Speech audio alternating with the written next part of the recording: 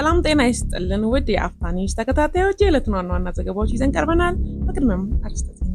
በመዲናችን አዲስ አበባ በትራፊክ አደጋ የአንድ ሰው ሕይወት አለፈ። ከ10 ህፃናት ውስጥ አንዱ አሁን ከመጠን በላይ የወፈረ ነው ሲል ዩኒሴፍ አስታወቀ። የቱሪስት ቪዛ ኖሯቸው አሜሪካ ልጆች የሚወልዱ ወላጆች በቀጣይ ቪዛቸውን ለማደስ ብቁ እንደማይሆኑ የአሜሪካ ኤምባሲ አስታወቀ። በ2018 በጀት ዓመት ከ100 ሚሊዮን በላይ ኮንዶም ግዢ እንደሚፈጸም ተገለጸ። በክልሉ ያለው የጸጥታ ስጋት አለመሻሻል መድኃኒት ለማጓጓዝ የሚወጣውን ወጪ በእጥፍ አሳድጎታል ሲል ጤና ሚኒስቴር አስታወቀ። የእስራኤል መከላከያ ሰራዊት የጋዛ ከተማ ነዋሪዎች ከስፍራው ለቀው እንዲወጡ ጊዜያዊ መንገድ ከፈተ። ናይጄሪያ የመጀመሪያውን የነዳጅ ምርት ለአሜሪካ ላከች። ወደ ዝርዝሩ እናልፋለን። በመዲናችን አዲስ አበባ በትራፊክ አደጋ የአንድ ሰው ሕይወት አለፈ። የመንገድ ትራፊክ አደጋ የደረሰው መስከረም 7 ቀን 2018 ዓ.ም ከንጋቱ 12 ሰዓት ከ10 ደቂቃ በአራዳ ክፍለ ከተማ ወረዳ 6 ልዩ ቦታው አፍንጮ በር አካባቢ ነው።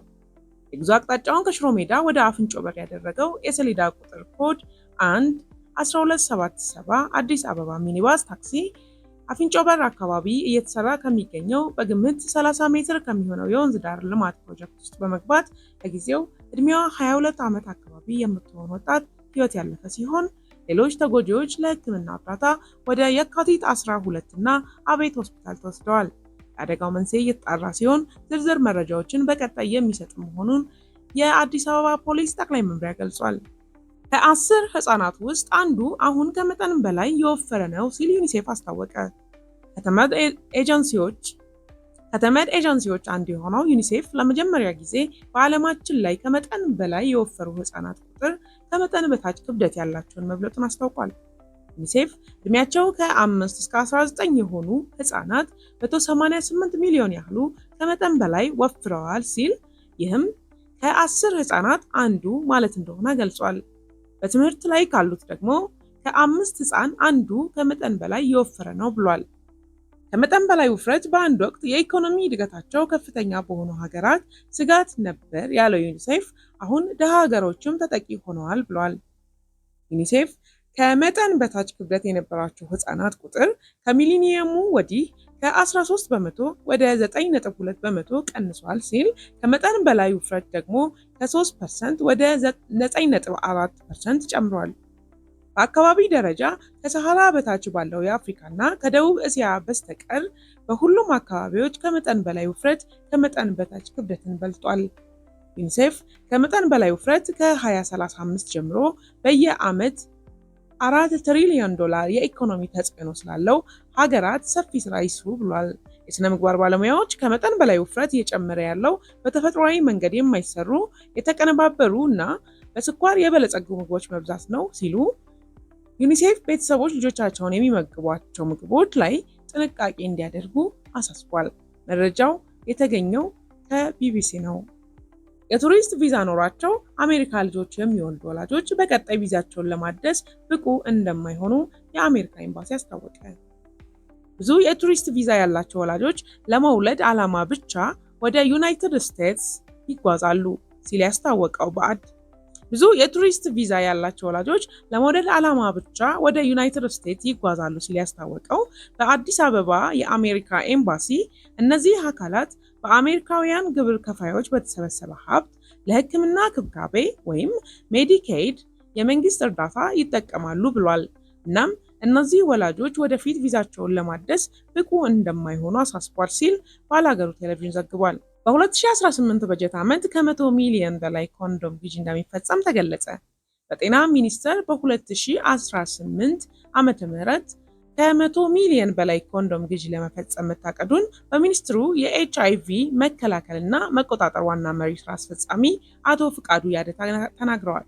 አክለውም በአዲስ አበባና ጋምቤላን ጨምሮ የኤችአይቪ ኤድስ ስርጭት በአንዳንድ ክልሎች አሁንም ስጋት መሆኑን ገልጸዋል።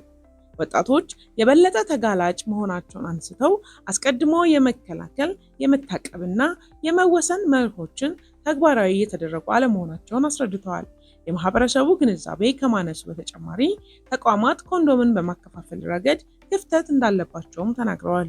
በኢትዮጵያ የኤችአይቪ ኤድስ ስርጭት በ2030 ከ0.1 በመቶ በታች ለማድረግ እየተሰራ መሆኑ የተገለጸ ቢሆንም በሀገር አቀፍ ደረጃ ከ605,000 በላይ ዜጎች ቫይረሱ በደማቸው ውስጥ እንደሚገኝ የጤና ሚኒስቴር መረጃ ያመለክታል። በክልሉ ያለው የጸጥታ ስጋት አለመሻሻል መድኃኒት ለማጓጓዝ የሚወጣውን ወጪ በእጥፍ አሳድጎታል ሲል ጤና ሚኒስቴር አሳወቀ። በቤንሻንጉል ጉሙዝ ክልል የሚስተዋለው የጸጥታ ስጋት እልባት ባለማግኘቱ መድኃኒት ወደ ክልሉ የሚላከው በአውሮፕላን ወይም በድሮን ለመጓጓዣ የሚወጣውን ወጪ በእጥፍ እንዲጨምር ማድረጉን ጤና ሚኒስቴር ለአህዱ ገልጿል። የኤችአይቪ መድኃኒቶችን ጨምሮ በአጠቃላይ ሌሎች መድኃኒቶችን ወደ ክልሉ ማስገባት የሚቻለው በአውሮፕላን ወይም በድሮን ብቻ ነው ያሉት በሚኒስትሩ የኤችአይቪ ኤድስ መከላከልና መቆጣጠር መሪ ስራ አስፈጻሚ አቶ ፍቃዱ ያዴታ፣ ለዚህም ምክንያት የሆነው ደግሞ በክልሉ ያለው የጸጥታ ስጋትና የመሰረተ ልማት ችግር መሆኑን ጠቁመዋል። ከዚህ በፊት በአማራ፣ በትግራይ እና በኦሮሚያ ክልል ባለው የጸጥታ ችግር ምክንያት መድኃኒት በድሮን ሲቀርብ መቆየቱን ያስታወሱት ዋና መሪ ስራ አስፈጻሚው በእነዚህ ክልሎች የሰላሙ ሁኔታ በአንጻሩ መሻሻል በማሳየቱ በአሁኑ ወቅት በህዝብ እና በግል ተሽከርካሪዎች መድኃኒቶችን ማቅረብ መቻሉ ለአሃዱ ተናግረዋል። ነገር ግን በቤንሻንጉል ጉሙዝ ክልል ያለው የጸጥታ ስጋት ባለመፈታቱ ሚኒስቴር መስሪያ ቤቱ ከአየር ትራንስፖርት ውጪ በተሽከርካሪዎች ለመላክ መቸገሩን ጠቁመዋል። አሁን ላይ የጸጥታው ችግር መሻሻል የታየባቸው ክልሎች የበለጠ እንዲሻሻሉ ማድረግ እንደሚያስፈልግ የገለጹ ሲሆን ችግሮቹ የሚቀጥሉ ከሆነ ግን የሰዎችን ሕይወት ለመታደግ የሚቀርቡ መድኃኒቶች በአየር ትራንስፖርት መቅረባቸውን ይቀጥላል ብለዋል። ከዚህ በተጨማሪ ሚኒስቴር መስሪያ ቤቱ በተያያዘው ዓመት የተለያዩ የፈጠራ ስራዎችን በመጠቀም የጸጥታ ችግር በሚያጋጥማቸው አካባቢዎች መድኃኒት በፍጥነት ለማቅረብ ማቀዱን መሪ ስራ አስፈጻሚው ለአህዱ ተናግረዋል። የእስራኤል መከላከያ ሰራዊት የጋዛ ከተማ ነዋሪዎች ከስፍራው ለቀው እንዲወጡ ጊዜያዊ መንገድ ከፈተ። የእስራኤል መከላከያ ሰራዊት ነዋሪዎቹ የተወሰነላቸውን መንገድ ብቻ እንዲጠቀሙና በጸጥታ አስከባሪዎች የሚሰጡትን መመሪያዎች እንዲከተሉ ጠይቋል።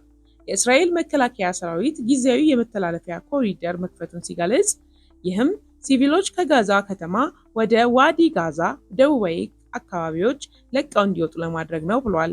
ኮሪደሩ ከዛሬ መስከረም 07 ከቀኑ 12 ሰዓት ጀምሮ እስከ መስከረም 9 ከቀኑ 12 ሰዓት ድረስ ክፍት ሆኖ ይቆያል። የእስራኤል መከላከያ ሰራዊት ነዋሪዎች የተወሰነውን መንገድ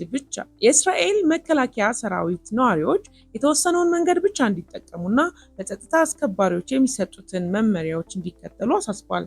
ሰራዊቱ ሲቪሎችን ለመርዳት የትራፊክ ምልክቶች በየመንገዱ ላይ እንደተቀመጡም አስታውቃል። በጋዛ ከተማ ከሚኖሩት 1 ሚሊዮን ከሚገመቱ ነዋሪዎች ውስጥ እስከ ማክሰኞ ድረስ በግምት 350,000 ነዋሪዎች ከጋዛ ከተማ ለቀው ወጥተዋል ሲል ሰራዊቱ ማስታወቁን የጀሩሳሌም ፖስት ዘገባ ያመለክታል። ናይጄሪያ የመጀመሪያውን የነዳጅ ምርት ለአሜሪካ ላከች። ግዙፉ የዳንጎቴ የነዳጅ ማጣሪያ ፋብሪካ ለመጀመሪያ ጊዜ ቤንዚን ወደ አሜሪካ መላኩ ተሰምቷል። ይህም የአፍሪካ ትልቁ የነዳጅ ማጣሪያ ፋብሪካ ምርቱን በዓለም አቀፍ ደረጃ ለማቅረብ ዝግጁነቱን የሚያሳይ ነው ተብሏል። በዚህ ሳምንት ከናይጄሪያ 320,000 በርሜል ነዳጅ የጫነች መርከብ ኒውጀርሲ በሚገኘው የሱኖኮ ተርሚናል የደረሰች ሲሆን በዚህም የዳንጎቴ የነዳጅ ምርት ጥብቅ የሆኑትን የአሜሪካ የጥራት ደረጃዎች እንደሚያሟላ ተረጋግጧል። ይህ ብቻ ግን አይደለም።